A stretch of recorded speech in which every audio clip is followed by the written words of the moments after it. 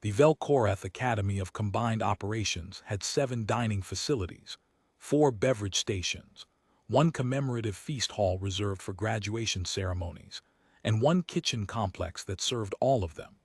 Subsection 7 occupied a floor and a half in the Academy's northern administrative wing, invisible from any corridor that mattered and accessible only through a service elevator that smelled permanently of rendered fat and the alien equivalent of overripe citrus. 2 years ago, when the Academy Transport had deposited me at the service dock with a standard employment contract and a Grade 3 clearance badge, I had taken one look at subsection 7 and thought, "Good. This will do." The kitchen suited me in the specific way that spaces suit people who do not want to be found. Noise-covered movement. Work-covered silence. The cadets who came through the serving line twice daily were looking at the food, not the person ladling it. The instructors who occasionally requested dietary modifications communicated through the meal coordination system rather than appearing in person.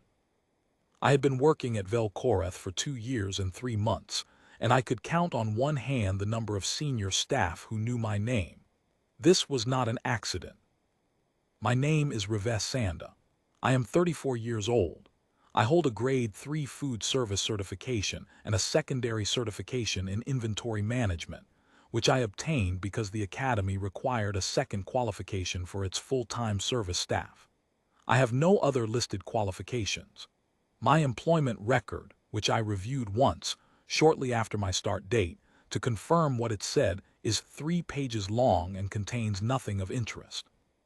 Before Vel-Korrath, I worked in civilian logistics on the outer coordinate, which is also what my documentation says, and which is also, technically, accurate.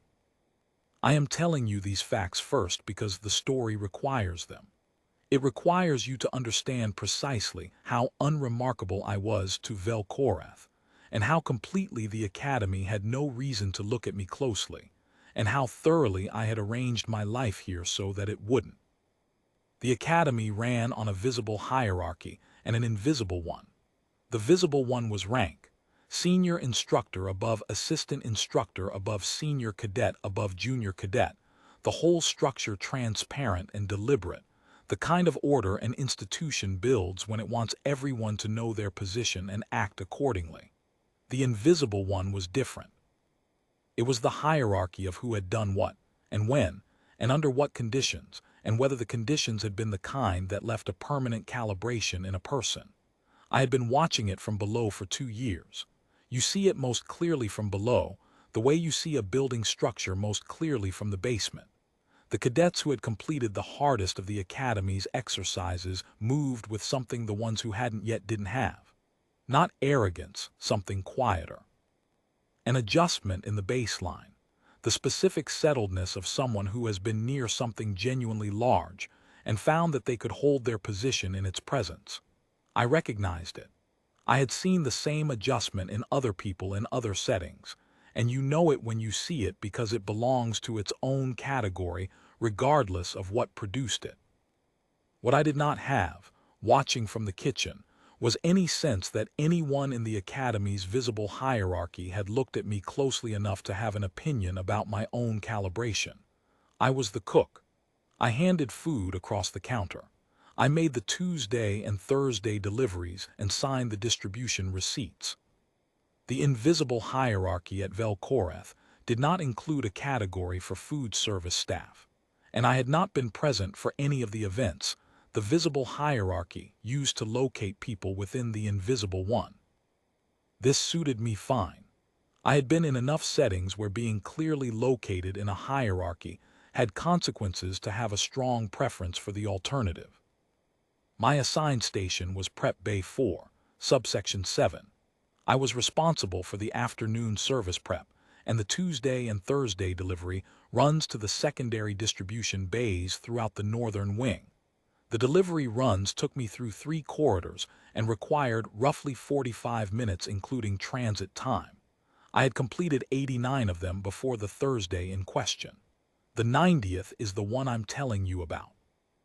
I should say something about what I brought with me from before the kitchen, because Without it, nothing in this account makes sense. I spent 8 years in service before I came to Vel-Korrath. My classification was combat engineer, and for the first 4.5 years the work was what the classification suggests: construction and demolition in contested terrain, the work of people who move through places that have been made dangerous and make them functional again, or who make functional places dangerous on purpose. I was competent at this. I was not exceptional. I was present and I was careful, and I came home more often than the probability distributions for my theater of operation would have predicted. The last 3.5 years were different. They were in the Cadet reaches, which is a region of the Third Ring campaign that has no official entry in the records I have access to, and likely has no official entry in the records anyone has access to. Because the reasons for our presence there were above my former pay grade, and the outcomes were not the kind the people above my pay grade wanted formally documented. The reaches had a particular climate, high pressure, high humidity, terrain that had not been mapped well because the mapping teams had not returned from it with complete data, and a particular ecology, and a particular set of things that lived in it that had not been formally cataloged, and had no reason to care about that gap. My unit spent 14 months in the reaches. I am one of 7 who came back. I am not going to describe in detail what we encountered there. What I will say is relevant to the specific event I am narrating. The reaches had apex predators, not the trained, long-habituated kind that live in an academy's holding block with a monitoring device and 14 years of behavioral conditioning. The kind that had never encountered anything that contested their classification of the world, and had therefore developed no caution about it. The kind that found you by chemistry, by the specific cocktail of stress hormones and elevated cortisol, and the particular fear state signature that a body produces when it calculates its odds and does not like the answer. The kind you learned to move through terrain with, or you did not move through terrain with them for long. You learn things in that kind of proximity that do not come from any training manual. You learn them the way you learn to walk on ice, through falls, through the education of not dying when you probably should have.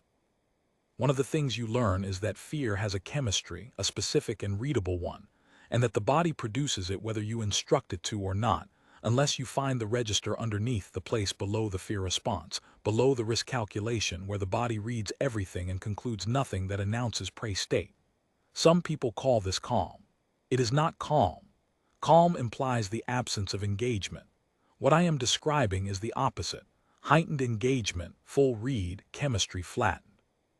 The body present and reading and producing nothing that says, "Here, this, come here." I learned it because I needed to learn it to survive. It cost a great deal to learn. Sometime in the second year, I stopped thinking of it as a skill and started thinking of it as a state, a place the body knows how to find when the situation requires it, and which remains available because the body does not forget the things it needed badly enough. I had not needed it in 2 years and 3 months at Vel-Korrath. The kitchen was a kitchen. Nobody there was going to find me by chemistry.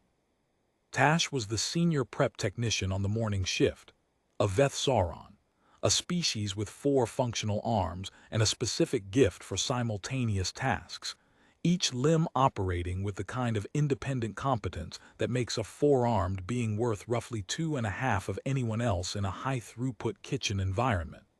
She had been at Vel-Korrath for 11 years. She knew the academy the way people know institutions they have grown into rather than ones they arrived at already formed. The rhythms of the academic year, the personalities of the administrative staff, the maintenance schedules for equipment that was not officially supposed to need maintenance.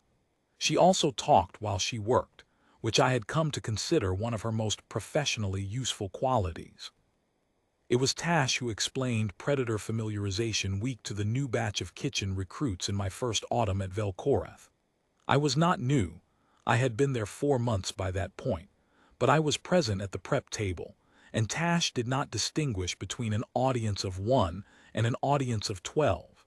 She explained while her 4 arms moved independent tasks. Second years go through it every autumn, she said. 2 arms on the cutting prep, one adjusting a temperature setting, one reaching across me for a container without breaking her rhythm or her sentence. 4 days of exercises. The Kethsar is the centerpiece. Karath, she's been here since before I arrived, 14 years. Handler is Vordas Sul species, been here almost as long. She adjusted the temperature without looking at the display. She had memorized the positions. The cadets go in pairs. 90 seconds in the pen. They're assessed on stress response. You pass if you don't flee and don't freeze. Most of them pass. She paused. Eventually, she added, "What happens if they freeze?" one of the new recruits asked. Assessed. It's data, not a failing mark. The Academy wants to know how each cadet responds to a Tier 1 predator before it puts them in situations where they'll encounter actual Tier 1 predators. The failing condition is if they break and run before entering the pen. Tash considered this. That has happened twice in 11 years. Both times were early in the program, twice that I know of. She reached for another container. If you're doing a Thursday delivery during familiarization week, schedule the 700 window. The corridor runs clear until about 900. After that, it gets complicated. The picture that assembled itself from that conversation, and the ones that followed it over the subsequent weeks and months, was this. Karath was the Academy's longest-serving training asset, the centerpiece of a program designed to measure and develop what the official documentation called composure under primary threat. The formal language was a precise way of describing something simpler: your ability to hold your chemistry quiet when something that outweighed you by 400 kilograms was walking toward you with full sensory engagement. The exercise did not ask cadets to fight a Kethsar. It asked them to stand in the presence of one without falling into the chemical cascade the Kethsar was evolved to detect and respond to. 90 seconds. The duration was long enough for the animal's full read, and short enough that the outcome, pass or fail, was usually clear before the time elapsed. The cultural weight of the week was substantial. I observed it from the serving line and the delivery routes, and the particular invisibility of someone who is present everywhere food is served. The second-year cadets who had been through it moved differently afterward, a small additional settledness, something added rather than something lost.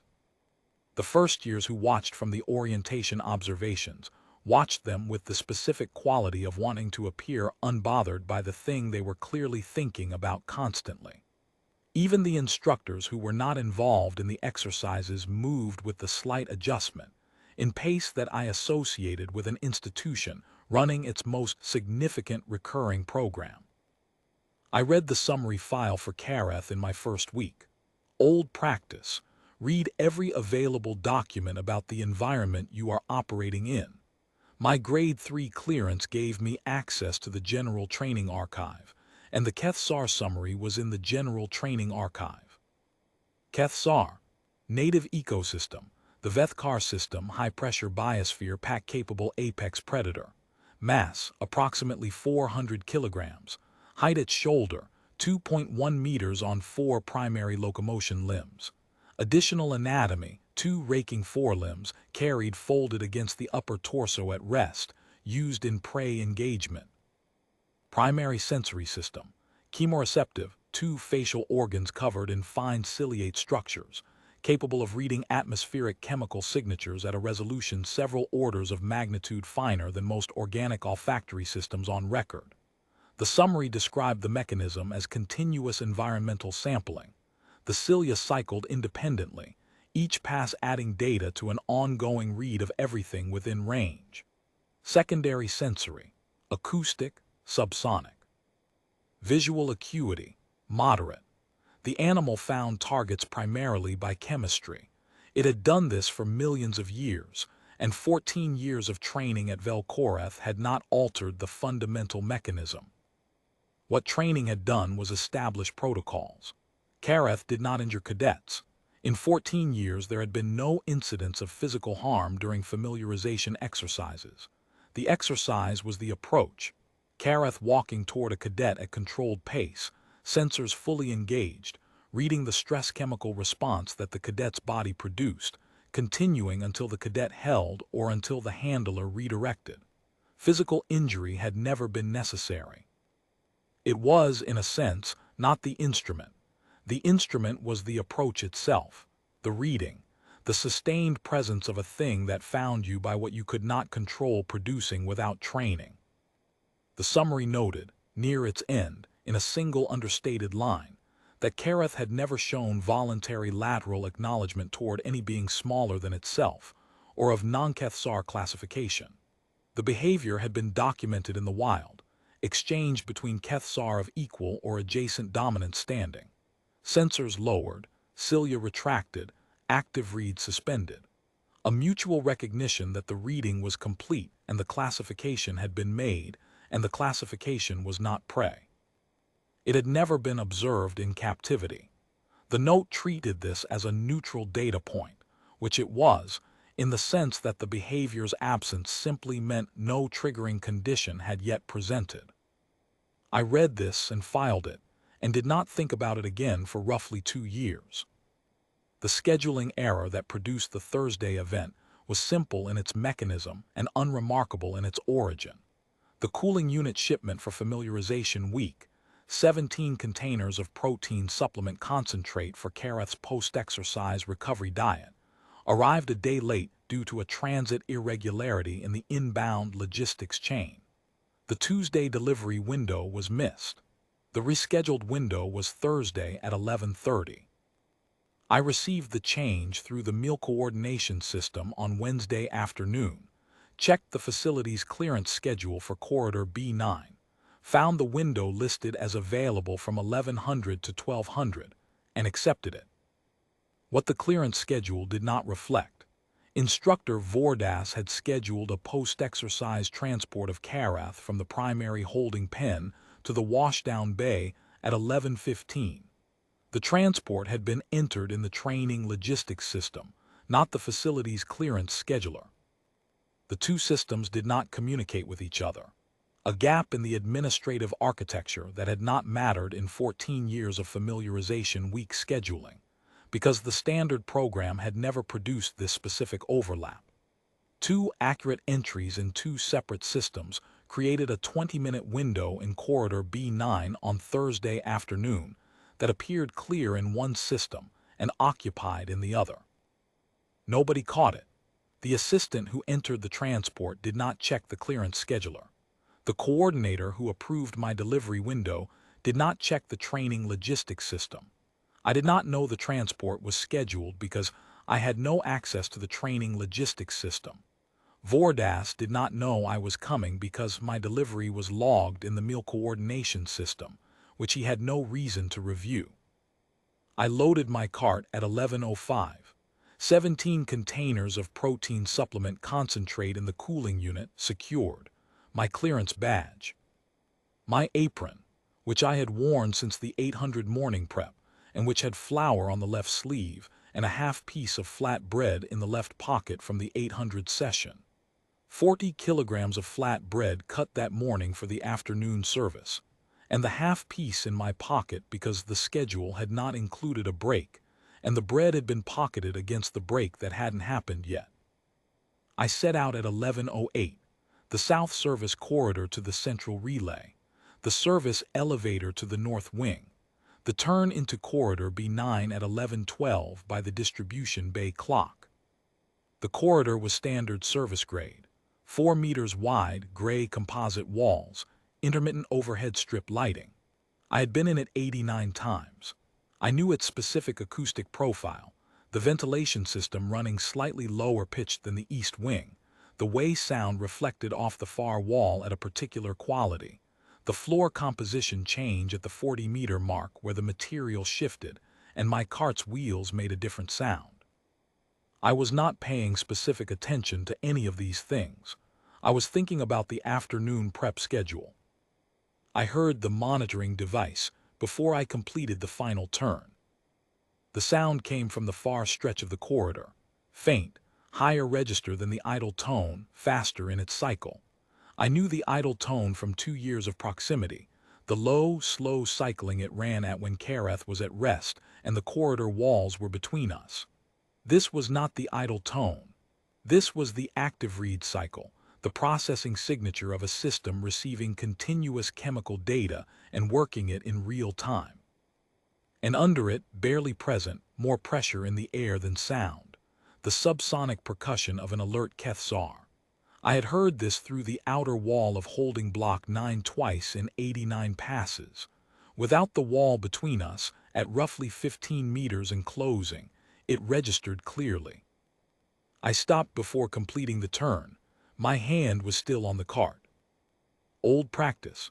If you do not know what is around a corner, you do not commit to it until you have assessed.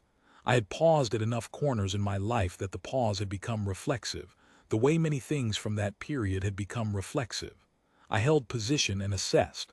The monitoring device, active, close, processing at high rate. The subsonic percussion, steady, not elevated. An animal alert but not in a heightened aggression cycle. A transport in progress, not a threat response. I thought, I can take the East Service Corridor, add 11 minutes, arrive 3 minutes late inside the clearance window. Nothing requires me to complete this turn. I completed the turn. Vordas was 11 meters away. He was a Sul, tall, four-jointed limbs, the characteristic bioluminescent marking patches on his secondary arm segments, reduced to a dim, uncertain flicker that I read as controlled alarm rather than rest. He had the neural lead harness control in his primary hand, its indicator lit amber, and his other hand was already up. Palm flat, fingers spread, the universal stop gesture taught in the Academy's first orientation session. He had seen me come around the corner and reacted immediately. His expression, to the extent that Sul facial structure mapped legibly onto emotional state, was the expression of someone who has just understood that a problem has a larger shape than its description. Cadet was behind him and to his left. Not precisely behind him. She had pivoted when I came around the corner. She was oriented toward me, 4 primary locomotion limbs planted and still, raking forelimbs folded against her torso, her full front aspect turned in my direction. She was larger than the summary data had prepared me for, and I had read the summary carefully. I had processed the measurements, 2.1 meters at the shoulder, 400 kilograms as numbers as facts to store, and had not fully attached them to physical reality until this moment. The corridor attached them. The ceiling of corridor B9 was 3.2 meters. Caret's dorsal ridges, standing fully elevated in alert configuration, cleared 2.4. She occupied the corridor the way a pressure front occupies a room, not blocking it exactly, but changing the fundamental quality of the air in it, so that the corridor I had walked down 89 times was not, for the moment, the same corridor. I stopped, I put the cart down. This happened before I consciously directed it. My hands released the handles and I stepped clear of the cart, and my hands were at my sides. Free hands. I had been setting down what I was carrying in situations like this for the better part of a decade. The body knew what it was doing before the mind caught up. Vordas gestured again. Back up, his palm said, back up now into the side access corridor and close the door. Clear and correct. The right instruction. I understood it completely. I did not move. I am going to be precise about this because the distinction matters to me, even if it is not recorded in the archive and matters to no one else. I was not frozen. Frozen is a specific physiological state with specific markers, narrowing of the visual field, a ringing at the edge of hearing, the motor system briefly decoupling from executive function while the body's emergency chemistry floods the system. I know what frozen feels like. I have been frozen. It has a texture that is unmistakable once you have experienced it and survived the experience. I was still. Stillness is different from frozen. Stillness is the decision the body makes when it has assessed the available information and concluded that movement is the wrong answer, not because movement is impossible, but because movement would transmit the wrong signal to the thing that is reading you. The signal that a running thing transmits to a chemistry-reading predator is not ambiguous. The signal a still thing transmits depends entirely on what the still thing's chemistry says underneath the stillness. I had learned in the reaches to go to the register where the chemistry flattens, not to eliminate the fear. That is not what this is, and anyone who claims they eliminated the fear was not in the situations that teach this, but to hold the fear below the threshold, to occupy the place below the calculation, where the body reads everything and produces only presence. My body went there, without consultation, without decision-making in the time it took me to stop walking. The chemistry flattened. What was left was the read, the corridor, the animal, the air quality, the sound of the monitoring device, the subsonic percussion, Vordas's alarm that was secondary information, the arc of the dorsal ridges against the ceiling height, the specific angle of the raking forelimbs in their folded position, the cycling rate of the sensors. I was reading all of it. Vel-Korrath's chemistry sensors were working. I could see them clearly from here. The two facial organs, covered in fine cilia, opening and cycling in rapid sequence. Each pass independent, overlapping, the cilia extending to their full arc and drawing back and extending again in continuous assessment. From this distance I could see the mechanism more clearly than any photograph in the summary file had shown it. The organs pressed slightly forward from the face when in active read mode, the cilia at full extension sweeping a wide arc, sampling the air in long overlapping strokes. The monitoring device in Vordas's hand was producing its continuous processing tone. Intake, analysis, intake, analysis. Above me, I heard something I had not been expecting. I had not registered the observation gallery on my approach. It was built into the upper section of the corridor, a glassed-in mezzanine level used during familiarization exercises, controlled viewing for cohorts who were not yet scheduled for their own exercise. The first-year cadets, I had seen their orientation schedule in the meal coordination system when reviewing the week's service demands, were up there for an informal supplement to the formal orientation week, watching the end-of-session transport as the kind of educational preview that first-years were given to calibrate their expectations before the following year's exercises. 22 of them. They had been watching a routine transit of the Academy's most prominent training asset when I came around the corner of Corridor B9. They were watching something else now. What I heard from the gallery above me was the specific sound of 22 beings attempting simultaneously to produce no sound at all. The result was not quite perfect.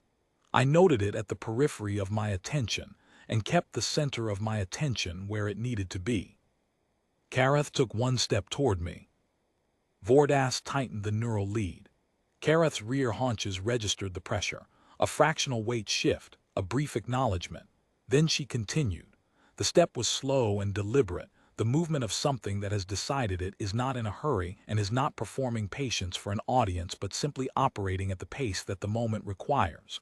Her primary locomotion limbs moved in measured sequence. Her raking forelimbs stayed folded. Her sensors cycled at their maximum rate. She stopped 6 meters away. We regarded each other. I use that phrase because it is the most accurate one I have. Both of us were engaged.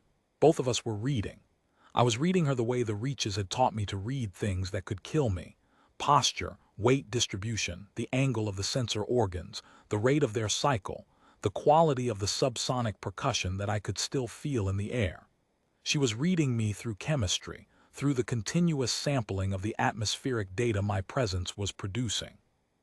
The monitoring device maintained its processing tone. No peaks, no alerts, just the sustained signal of a system receiving continuous data and working it. I do not know how long this went on in clock terms. The corridor had no visible clock, and I did not have a watch, and I was not tracking elapsed time, because tracking elapsed time would have required a part of my attention that I was using for other things.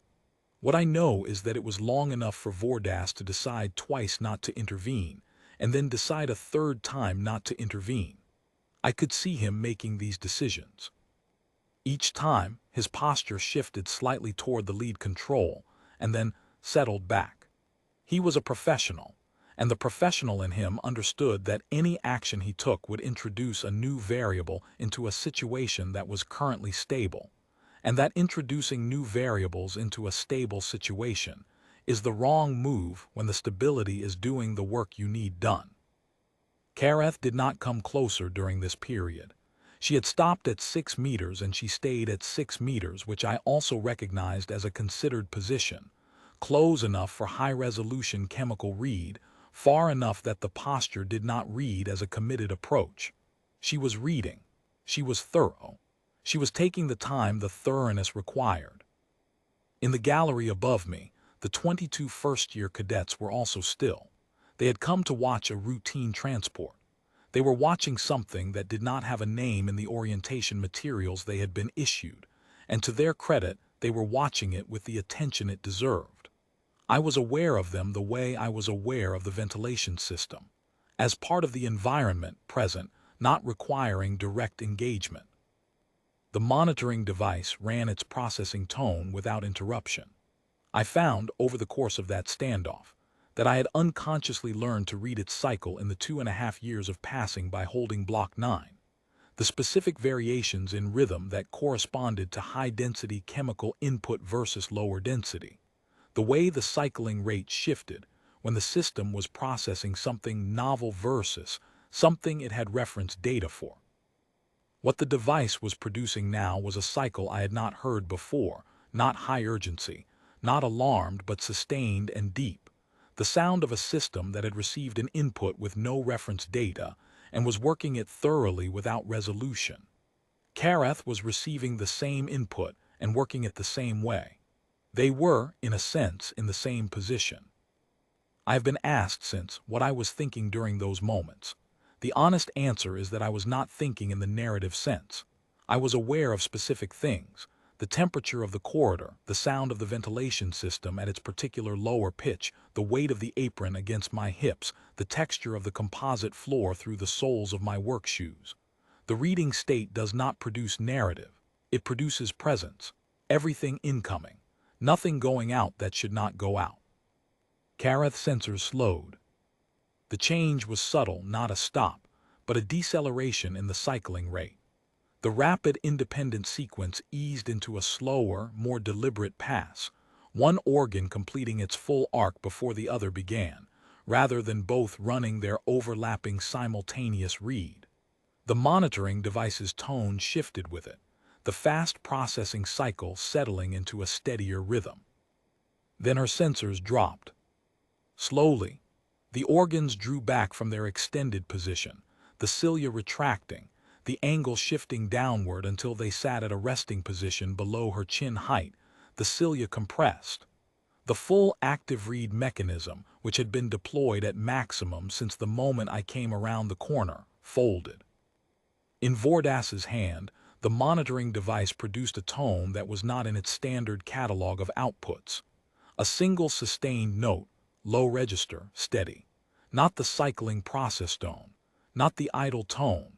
A note it had not previously been asked to make in 14 years of daily operation, because the condition that produced it had not previously occurred. I did not know at this moment the academic term for what I was observing. I learned it afterward when I read the report and the cross-referenced behavioral documentation. Voluntary lateral acknowledgement. Sensors lowered, cilia retracted, active read suspended. The Kethsar's signaling of a specific reclassification, documented in the wild between apex equivalents, not documented in captivity.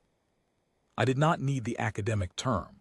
I had seen the grammar of this postural shift in other things in the reaches, and the grammar was old enough that it was not species-specific. Sensor organs lowered below the chin line, threat detection posture suspended, weight settled rather than coiled. I am not in a challenging relationship with you. I have placed you in a category that does not require active assessment. The category is not prey. I had been classified. In the gallery above, someone exhaled. The single quiet exhale of a being who had been holding breath for longer than they had realized. Then the silence settled back, But it was a different silence from before, not the silence of held breath, but the silence of people who have seen the resolution of something and are still working out what the resolution means. I understood what had happened in the way I understood most things at that level, not from analysis but from the body's recognition of a completed event. The standoff had been a read. The read had finished. The conclusion had been registered in the only way Cadet had available to register it, the postural signal that the behavioral literature called voluntary lateral acknowledgement, and that I simply called the sensor drop, because the cilia had retracted and the organs had folded, and the full deployment of her threat assessment apparatus had been suspended. She had put me in a category. The category was not one she had applied to anything else in 14 years at this academy, and the monitoring device, having no reference for the corresponding emotional state code, had produced the only output available to it for inputs without reference. A sustained single tone that was not in the catalog of tones it had ever been required to produce before. Vordas was not moving. He was holding the neural lead with the careful stillness of a person who has decided that moving is the wrong answer, which I recognized, and which I thought well of him for deciding. Vordas made a sound, the beginning of a word that did not complete, because the rest of him was fully absorbed in the monitoring device readout and in Caret's posture, and in the specific quality of a person who has been a professional handler for 14 years and is watching a behavior for which he has no procedural response, because the behavior does not appear in his procedure manual. My hand came out of the pocket slowly. Caret did not react to the movement. Her sensors had come back to a partial extension, not the full active read, but present and working, reading whatever my hand was doing. Half a piece of flat bread, standard prep variety. I make roughly 40 kilograms of it per week.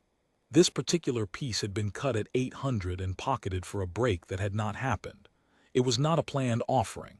It was what I had when I considered what I had, and it was the only thing I had, and offering something was the correct response in the grammar this moment was operating in. Not a gift in the human social sense, a completion. A gesture that the reclassification called for. I held it on my open palm, arm extended, level steady. The monitoring device's sustained tone continued. Caret read my hand, her sensors at partial extension, cycling deliberately, each pass taking its time, reading the bread, the temperature of my skin beneath it, my chemo signature, all of it together. The read took some time. The corridor was completely quiet. I held my arm level and did not move.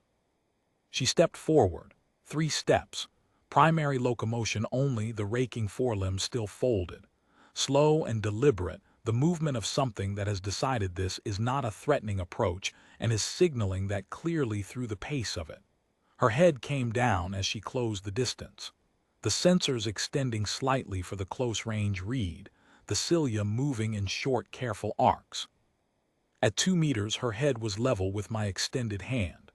The sensors came close enough that I felt the air displaced by their cycling against my palm, lighter than I had expected, more careful, the movement of a mechanism that was reading rather than hunting. The cilia made contact with the back of my hand, not a grip, a final read, the lightest possible confirmation. She took the bread. She stepped back. She processed it slowly, the jaw mechanism working in a lateral motion that I did not recognize as her standard feeding motion from what I had read. The bread was not nutritionally significant to her. I knew this. She knew this. The offering and the acceptance were not about nutrition. They were about completing the exchange that the reclassification had opened. I have placed you correctly. You have acknowledged the placement. We are done with the active assessment part of this encounter. The gallery above me produced no sound. I mean this precisely. Not the held breath silence from the standoff, not the post-resolution silence of people processing what they had seen, but a silence that had a different quality entirely. It was the silence of witnesses who have understood that they are watching something that will not become clearer with more observation. that the event has given them everything it is going to give them, and the remainder will have to be worked out over time, in private, without additional data. 22 first-year cadets in an orientation session, they were not required to formally log, watching a food service worker hand bred to the Academy's apex predator, and the Academy's apex predator accepted. There is no orientation material that prepares you for the specific quality of silence that follows something like that. You either had the presence of mind to stay quiet and watch it properly, or you didn't. They had. Vordas had not moved since the sensor drop. His monitoring device was still producing its sustained single tone, the output for a code with no catalog entry, running without interruption. The neural lead hung completely slack. He was looking at Karath, then at me, then at Karath again, with the specific expression of a senior professional who has encountered, for the first time in a long career, an event for which his expertise provides no useful guidance. Not fear, not incomprehension. Something more particular than either. The recognition that the relevant frame of reference for this event is one he does not have, and that the event is not going to wait while he acquires it. "Excuse me," I said to Vordas. He stepped aside. He did it with the careful attention of someone who has been asked to step aside by someone they do not yet have a category for. The neural lead hung slack in his hand. He had not given it any pressure since the sensor drop. I walked past Karath. She was 2.3 meters to my left. I did not look directly at her as I passed. On the way out, sustained direct eye contact is a different signal than the same contact on the way in. I walked at my normal pace. The cart wheels made their usual sound. At the 40-meter mark, where the floor composition changed, the sound shifted. The corridor behind me was quiet. I entered my clearance badge at the far door. The lock disengaged. I pushed through. I completed my delivery. 17 containers of protein supplement concentrate, signed in at the secondary distribution bay by an administrative assistant who asked with studied neutrality whether I needed a receipt copy. I said I didn't. I collected my cart. I took the east corridor back. Tash was standing at the entrance to subsection 7. Tash did not stand at doors. She was a person in continuous motion during her shift, 4 arms in constant independent operation, moving task to task without the pauses of less efficient people. I had never previously observed her standing still at a doorway waiting for something. "Internal message system," she said when I came through. "I know. 38 messages in the last 25 minutes. I stopped counting at 38. I imagine." She watched me secure the cart and hang my badge. "Are you hurt?" "No." Vordas's assistant sent a priority coordination message. "They want to." I know what they want to know. I went to the sink and washed my hands, flour in the creases of my knuckles from the morning prep. I washed and dried. "Is the afternoon service on schedule?" Tash looked at me for a moment. 11 years at Vel-Korrath had given her a facility for recognizing the shape of a person who has decided what they are and are not going to say. She said, "Third course prep starts in 40 minutes. "Good," I said, and went to my station. Instructor Vordas came to the kitchen 2 hours later. He came alone, which was the correct decision. He was a senior instructor in his 4th academic decade, and he knew that a room with an agenda is a different room from a room with a person who has something to say. He found me at my station, waited until I finished a step in the reduction, roughly 40 seconds of continuous attention, and said, "Reves Sanda, I wanted to speak with you if you have a moment." "I have a few minutes before the next step," I said. He described what I already knew: the scheduling error, the gap between the 2 administrative systems, the transport that should not have intersected my delivery window. He was precise and honest about the error and did not attribute it to others, which I noted. He apologized for placing me in the situation. I told him I understood how scheduling gaps happened. Then he asked, "How did you remain calm?" I considered the question. He was asking in good faith. He had spent 14 years working to understand what his training assets' behavior meant, and what he had watched in that corridor had no entry in 14 years of reference. He was trying to build a framework.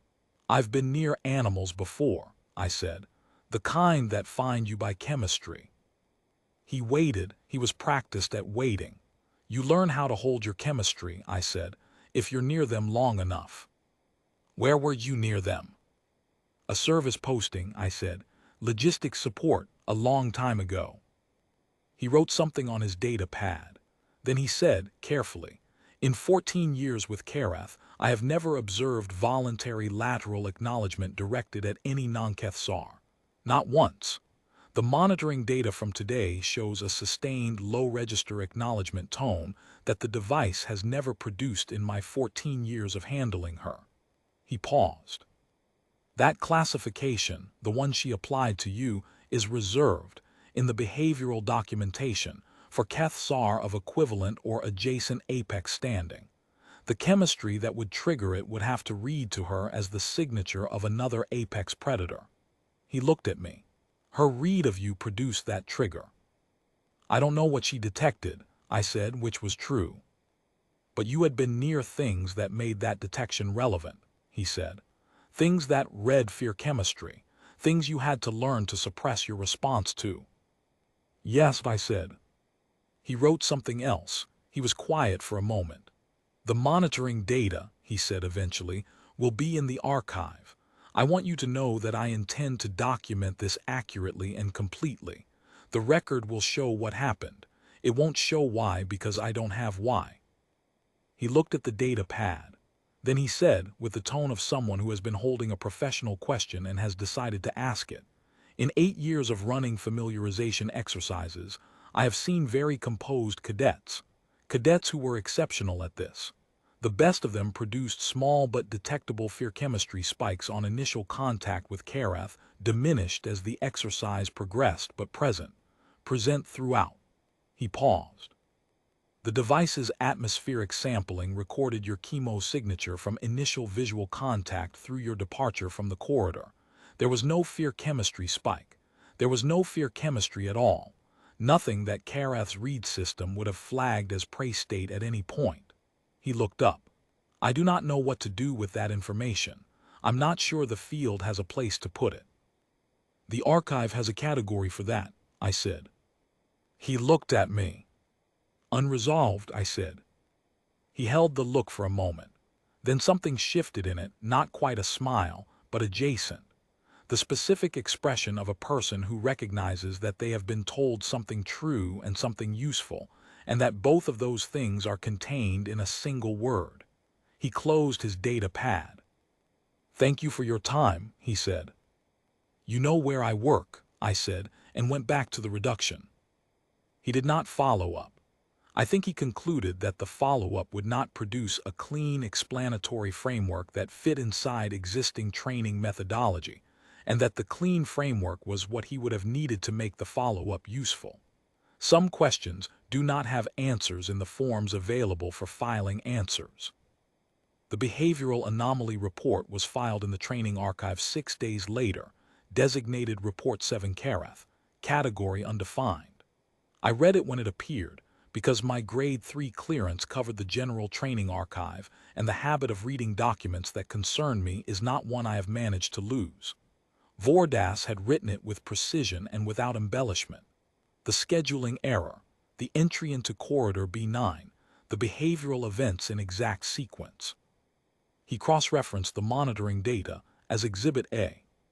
He noted each code the device had produced and its standard interpretation, then noted for each that the standard interpretation did not apply in this context, with his reasoning. Explanation field, he wrote. No adequate explanation available at this time. Subject, Reves Sanda, Grade 3 Food Service, displayed no detectable fear chemistry response throughout the encounter. Korrath's monitoring data documents voluntary lateral acknowledgement to non-Cathsar for the first time in 14 years captivity record. Voluntary food acceptance from non-handler, also first documented instance. Subject's employment record contains no relevant prior qualifications. Cause of anomalous predator response remains under investigation. No investigation was opened. The report was cross-referenced with nothing. It was filed in the training archive under Vel-Korrath's behavioral record, where it sat adjacent to a 5-year-old entry concerning an anomalous acoustic response during a maintenance session that had also received no satisfactory explanation. The archive's category field for both entries read, unresolved. Things circulate in institutions the way water circulates in closed systems, finding pressure differentials, moving along gradients, ending up far from where they started. The first-year cadets in the observation gallery had not been required to log the session. It was an informal orientation supplement, attendance noted, content not formally recorded. This did not prevent the event from circulating. By the following week, most of the second-year cohort had heard a version. Most versions were accurate in outline and embellished in specific detail, as stories become when they move through social channels without a fixed source. The ones who had actually been in the gallery did not embellish. They described what they had seen, a list of events in order, with the acknowledgement that the list did not entirely explain itself. The cook with the cart, the bread on the open hand. The beast that had never deferred to anything in 14 years of academy, record lowering its sensors and stepping forward. They described it with a particular quality, the flat, careful precision of people who have witnessed something that resists narrative shape and have decided to honor that resistance rather than impose a shape on it. I know this because Tash reported the most accurate version to me 11 days after the event, during morning prep, 4 arms moving independently. "They call you the kitchen worker with the bread," she said. "I know," I said. "Is there anything you want to add to that description?" "No," I said. Tash considered this, the way she considered things she found genuinely interesting rather than merely notable. "Vel-Korrath is fine," she said. "I checked the feeding report this morning. Normal appetite, standard activity levels." "Good," I said. Vordas's assistant filed the corrected clearance update. The scheduling systems now cross-reference. "Better," I said. I continued my Tuesday and Thursday delivery runs. The North Service corridor was the direct route, and I had done it 89 times before the event, and I did not see a reason to stop. The first few runs after, I scheduled the 700 window and heard nothing through the outer wall of holding Block 9, just the idle tone, Vel-Korrath at rest, the corridor quiet. After 3 weeks, the winter service schedule shifted and the 11:30 window became the better fit. I returned to it. I passed holding Block 9 twice a week. Sometimes I heard the active read tone through the wall as I passed. Sometimes it cycled briefly and settled back to idle. I noted this the way I noted the ventilation frequency and the floor composition change at the 40-meter mark, as information about the space I worked in. Nothing happened again. The corridor was a corridor. I made my deliveries and came back and made soup. The following autumn, Predator Familiarization Week came around for the 4th time in my time at Vel-Korrath. I watched it the way I had watched the previous 3, from the serving line, from the delivery routes, from the particular vantage point of someone who is present everywhere food is served and nowhere decisions are made. The second-year cadets moved through the week with the tension that belonged to it. The kitchen ran its adjusted schedule. On the 3rd day of that week, Tash said, during morning prep, Vordas filed an update to the Vel-Korrath Behavioral Archive. She said this in her informational tone, which was the one she used for things she found notable and wanted to see whether I agreed. "What kind of update?" I said. He added a new subcategory to the anomalous behavior log. The entry from last year, the one about you, is now the first entry in the subcategory. The subcategory is designated Voluntary Lateral Acknowledgement, Non-Keth-Sar, Triggers and Conditions under Ongoing Review. She worked in silence for a moment. It's still listed as unresolved. "That's accurate," I said. Tash worked. Then, The first-year cadets from last year's orientation gallery are the second years going through the exercises this week. I had noticed this already. I had noticed it from the serving line, from the specific way those particular cadets moved compared to others in their cohort. A quality I did not have a clean word for, but which I recognized as something that belonged in the same category as the adjustment I had observed in cadets who had completed their own exercises. They had seen something a year ago in a corridor and they had been carrying it, and now they were walking into the pen with it and their own 90 seconds ahead of them. I did not know if what they had witnessed made their exercise easier or harder.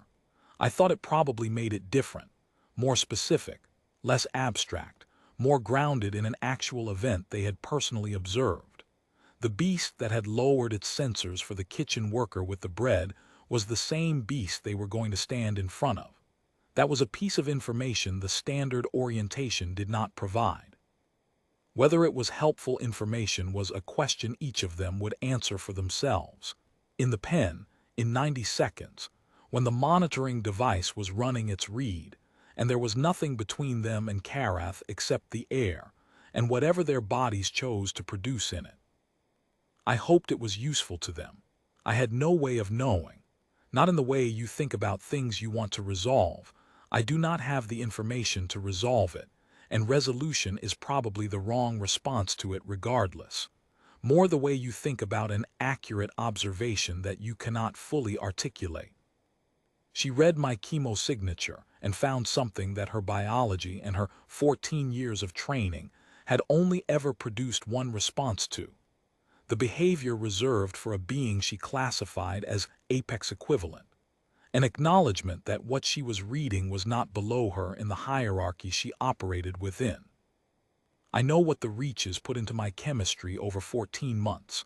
I know that the body retains what it learned at that level of pressure, that the nervous system writes in a different medium than the conscious mind does, and the writing persists at a different rate. 2.5 years in a kitchen had not erased it. I could not have told you it was still there before that corridor. Vel-Korrath told me. She read it the way she read everything. Thoroughly, without sentimentality, and without the capacity to be mistaken about what she found, because chemistry does not lie to a system that has been reading it for millions of years. I find I do not have a strong feeling about this either way. What was in my chemistry was there because I had survived the things that put it there. The Academy's archive has no record of those things and no category for what they produced.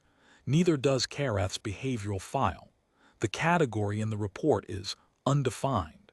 The investigation field is unresolved. These are the correct fields. Vordas filled them honestly. The archive holds them. Vel-Korrath watched me walk away. I know this because I could hear the monitoring device's tone through the open corridor door behind me. The shift from the slow cycling of the post-acknowledgement period to the focused, steady read of an animal in orientation. Tracking my departure. She held that read for the full length of the corridor. I know how long that is. I have measured it in steps and cartwheel sounds 89 times and then once more. That Thursday, walking at my normal pace with my empty cart and the monitoring device's tone receding behind me. I have been watched by things I did not walk away from. I have been watched by things I barely walked away from. I know the specific quality of each kind of attention, and the particular texture of the moment when a thing has finished its assessment and settled into whatever conclusion the assessment produced. What I felt in that corridor, clearing the far door, was neither of the kinds I had known before. It was the attention of a thing that has placed you accurately and found what it was looking for in the placing of you. A read that completed cleanly. I turned the corner. I did not look back. That is also something you learn if the right things teach it. When the classification is done and the acknowledgement has been made, you do not look back because looking back reopens the question. You are done. You move on. The category holds, and what you transmit in leaving is, I have completed this. That is all. The report is in the training archive. The monitoring data is Exhibit A. The explanation field says, Cause remains under investigation. It will say this for as long as anyone keeps the archive. I will not add to it. Some things belong in the category that says no known classification, with a date and a location and no further commentary, waiting for someone who has enough context to read what it means. I do not know when that will be or if it will be. It is not my concern. The kitchen is the kitchen. The corridor is the corridor. Vel-Korrath has the context. I expect she filed it in the right place.